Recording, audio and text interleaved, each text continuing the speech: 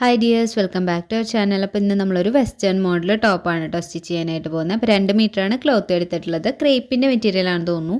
Reduction എടുത്തിട്ടുണ്ടായിരുന്നു. മീറ്ററിന് 50 രൂപ ആ ഒരു റേഞ്ചിൽ എടുത്തിട്ടുണ്ടായിരുന്നതാണ് കേട്ടോ.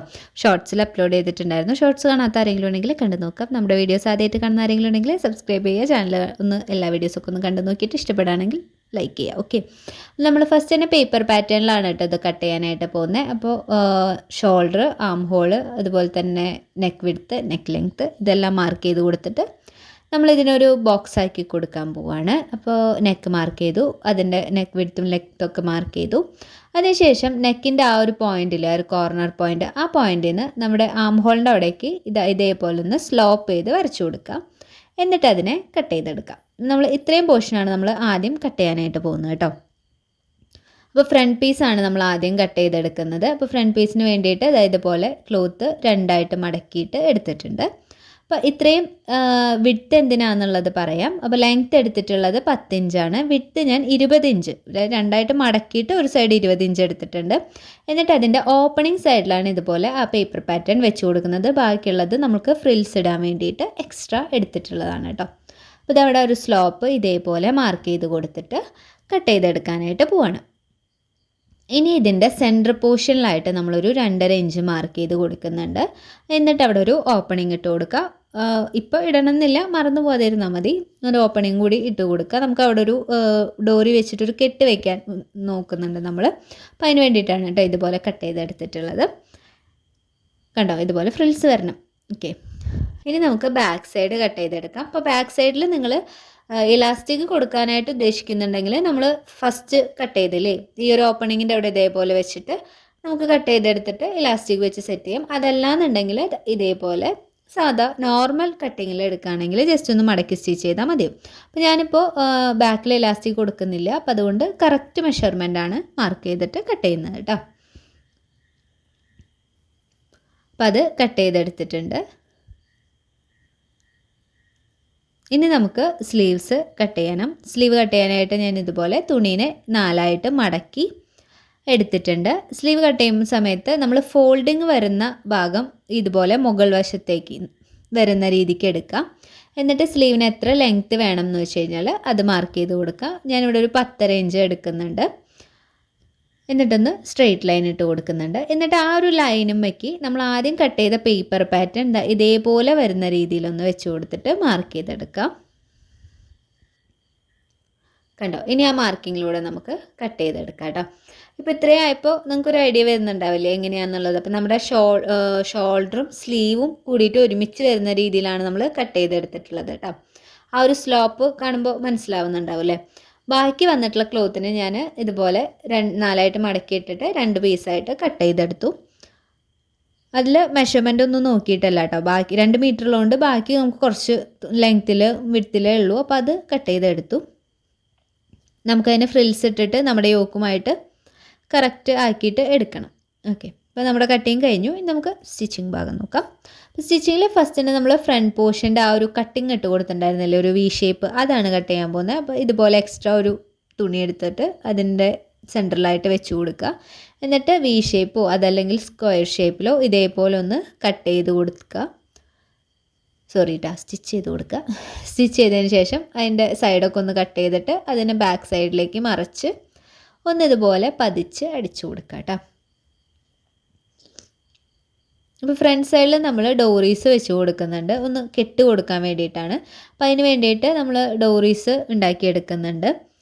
2 സൈഡും ഇതുപോലെ മാർക്ക് ചെയ്ത് എന്തിനാണെന്ന് വെച്ച് കഴിഞ്ഞാൽ നമ്മുടെ ഷോൾഡറിൻ്റെ കറക്റ്റ് ആ ഒരു ഇതറിയാൻ വേണ്ടിയിട്ടാണ്. ഞാൻ ഇതുപോലെ ഡോറീസ് ഉണ്ടാക്കിയെടുക്കുന്നുണ്ട്.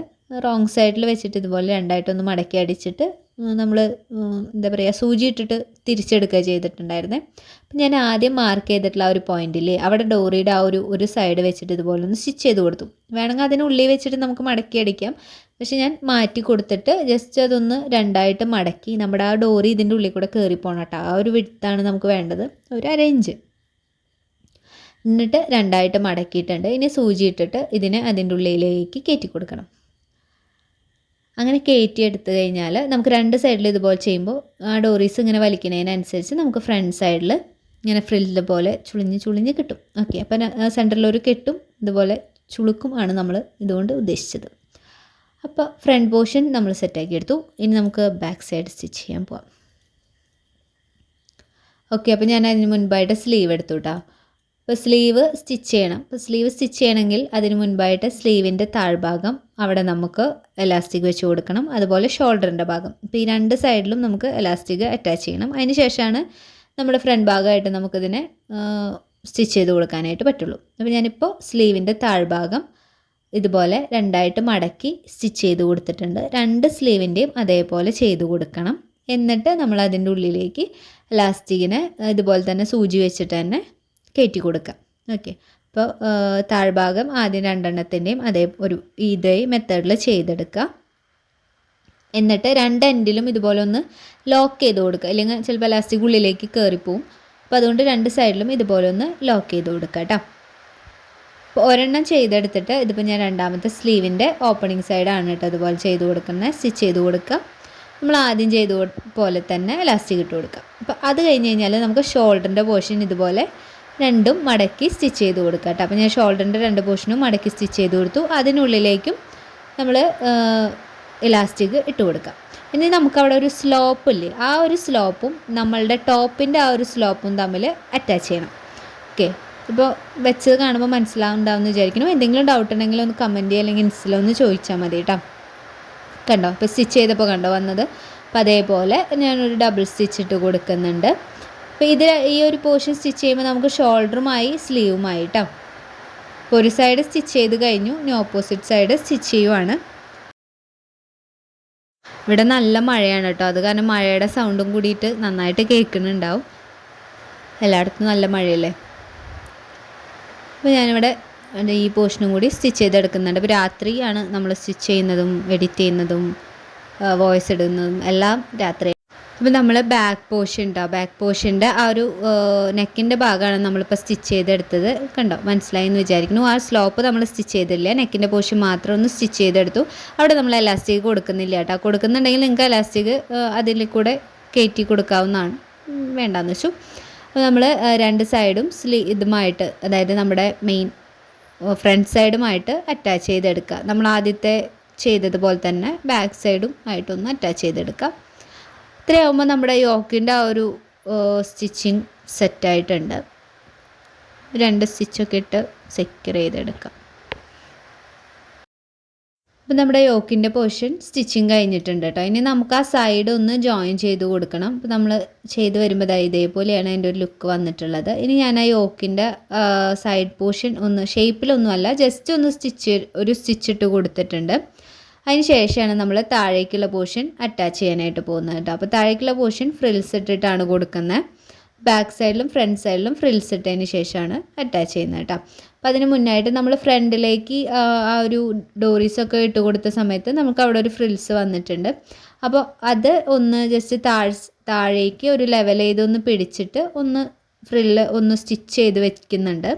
അപ്പോൾ അത് കഴിഞ്ഞിട്ട് നമ്മൾ താഴേക്കുള്ള ആ ഒരു ബോട്ടം പോർഷൻ അതിൻ്റെ താഴ്ഭാഗം ഒന്ന് രണ്ടായിട്ട് മടക്കി സ്റ്റിച്ച് ചെയ്ത് കൊടുക്കുക. രണ്ട് പീസിൻ്റെ അതുപോലെ ചെയ്ത് കൊടുത്തു. എന്നിട്ട് രണ്ടും ഫ്രില്ലിട്ടെടുത്തു. അപ്പോൾ ഫ്രില്ലിടുന്ന വീഡിയോ ഒക്കെ മുൻപ് കാണിച്ചിട്ടുണ്ട്. കാണാത്തവരുണ്ടെങ്കിൽ നമ്മൾ സ്റ്റിച്ചിങ്ങിൻ്റെ വീഡിയോ ഒന്ന് കണ്ടു നോക്കിയാൽ മതി കേട്ടോ. അതിൽ പ്ലേലിസ്റ്റ് ഒന്ന് കണ്ടു നോക്കിയാൽ മതി. ഇനി നമുക്ക് ആ യോക്ക് പോർഷനും താഴത്തെ ഫ്രില്ലിട്ട ആ ഒരു പോർഷനും തമ്മിൽ രണ്ട് സൈഡും ജോയിൻ ചെയ്ത് കൊടുക്കുക. ഞാൻ ആദ്യം ബാക്ക് സൈഡാണ് ജോയിൻ ചെയ്തെടുത്തിട്ടുള്ളത്. ഞാൻ രണ്ട് സ്റ്റിച്ചിട്ട് കൊടുക്കുന്നുണ്ട്. ഫ്രണ്ടിൽ സ്റ്റിച്ച് ചെയ്ത സമയത്ത് രണ്ട് സൈഡിൽ നിന്നും സെൻറ്ററിലേക്കാണ് കേട്ടോ ഞാൻ സ്റ്റിച്ച് ചെയ്ത് വന്നിട്ടുള്ളത്. ആ ഫ്രിൽസിന് മുൻപായിട്ട് സ്റ്റിച്ചിട്ട് നിർത്താണ് ചെയ്തിട്ടുണ്ടായിരുന്നത്. അപ്പോൾ ഒരു സൈഡിൽ നിന്ന് ഫ്രില്ല് വരെ സ്റ്റിച്ച് ചെയ്തു. അതിനുശേഷം ഓപ്പോസിറ്റ് സൈഡിൽ നിന്ന് ഫ്രില്ല് വരെ വീണ്ടും സ്റ്റിച്ച് ചെയ്ത് വന്നു. എന്നിട്ട് ആ ഫ്രിൽസ് അടുപ്പിച്ച് വെച്ചതിന് ശേഷം സെൻറ്റർ പോർഷൻ ഒന്ന് സ്റ്റിച്ചിട്ട് കൊടുക്കുക ചെയ്തിട്ടുണ്ടായിരുന്നത്. പിന്നെ എല്ലാം ഒന്നും കൂടി രണ്ട് സ്റ്റിച്ചിട്ട് കൊടുത്ത് സെറ്റ് ചെയ്തെടുക്കുകയാണ് കേട്ടോ. ഫ്രണ്ട് പോർഷൻ അങ്ങനെയാണ് ചെയ്തിട്ടുണ്ടായിരുന്നത്. അപ്പോൾ കുറച്ചും കൂടി ഈസി ആയിട്ട് നമുക്ക് ഫ്രിൽസ് ഒന്ന് അറേഞ്ച് ചെയ്ത് വെക്കാനായിട്ട് പറ്റും. അപ്പോൾ അതിനുശേഷം നമുക്കിതിൻ്റെ സൈഡ് ഒന്ന് ജോയിൻ ചെയ്ത് കൊടുക്കുക. നമ്മുടെ ഷേപ്പിനനുസരിച്ച് ഒന്ന് ജോയിൻ ചെയ്ത് കൊടുക്കാം. അപ്പോൾ ഇത്രയേ ഉള്ളൂ നമ്മുടെ ഈ ഒരു ടോപ്പിൻ്റെ സ്റ്റിച്ചിങ് വരുന്നത്. ഈസിയാണ് ചെയ്യാനായിട്ട്. ഫസ്റ്റ് കാണുമ്പോൾ മേ ബി ഒരു കൺഫ്യൂഷൻ ഉണ്ടാവാം എങ്ങനെയാണ് വന്നിട്ടുള്ളതെന്ന്. അങ്ങനെയാണെങ്കിൽ ഒരു വട്ടം കൂടി ഒന്ന് കണ്ടു നോക്കുക. എന്തെങ്കിലും ഡൗട്ട്സ് ഉണ്ടെങ്കിൽ കമൻറ്റ് ചെയ്യുക, അല്ലെങ്കിൽ ഇൻസ്റ്റയിൽ ചോദിക്കുക ചെയ്യുകയാണെങ്കിൽ ഞാൻ ക്ലിയർ ചെയ്യാം കേട്ടോ. അപ്പോൾ ഞാനിപ്പോൾ ഷേപ്പും കൂടി സ്റ്റിച്ച് ചെയ്ത് കൊടുക്കുകയാണ്. ഷേപ്പിൽ താഴെ വരെ ജോയിൻ ചെയ്യുകയാണ് കേട്ടോ. അപ്പോൾ ഇത്രയേ ഉള്ളൂ, നമ്മുടെ സ്റ്റിച്ചിങ് ടോപ്പ് റെഡി ആയിട്ടുണ്ട്. ഇനി ഇത് എനിക്ക് വേണ്ടിയിട്ട് ചെയ്തിട്ടുള്ളതല്ല, അതുകൊണ്ട് ഞാനത് എൻ്റെ കസിന് വേണ്ടി ചെയ്തിട്ടുള്ളതാണ്. പറ്റുകയാണെങ്കിൽ ഞാനിതൊന്ന് ഇട്ടിട്ട് എവിടെയെങ്കിലും ഫ്രണ്ടിലോ ബാക്കിലോ ലാസ്റ്റിലോ ആയിട്ട് ഒരു വീഡിയോ ആഡ് ചെയ്യാനായിട്ട്, അല്ലെങ്കിൽ ഫോട്ടോ അല്ലെങ്കിൽ എന്തെങ്കിലും ആഡ് ചെയ്യാനായിട്ട് നോക്കാം കേട്ടോ. അപ്പോൾ ഇത്രയേ ഉള്ളൂ. ഇപ്പോൾ നമ്മുടെ വീഡിയോസ് ഇഷ്ടപ്പെടുകയാണെങ്കിൽ എല്ലാവരും ലൈക്ക് ചെയ്യുക. എന്തെങ്കിലും സജഷൻസ് ഒക്കെ ഉണ്ടെങ്കിൽ കമൻറ്റ് ചെയ്യുക. ഇൻസ്റ്റയിൽ വീഡിയോസ് കാണാത്തവർ, ഇൻസ്റ്റ ഫോളോ ചെയ്യാത്തവരൊക്കെ ഉണ്ടെങ്കിൽ ഫോളോ ചെയ്യുക. വീഡിയോ ഇഷ്ടപ്പെട്ടാൽ എന്തായാലും ലൈക്ക് ചെയ്യുക. നെക്സ്റ്റ് വീഡിയോയിൽ കാണാം. താങ്ക്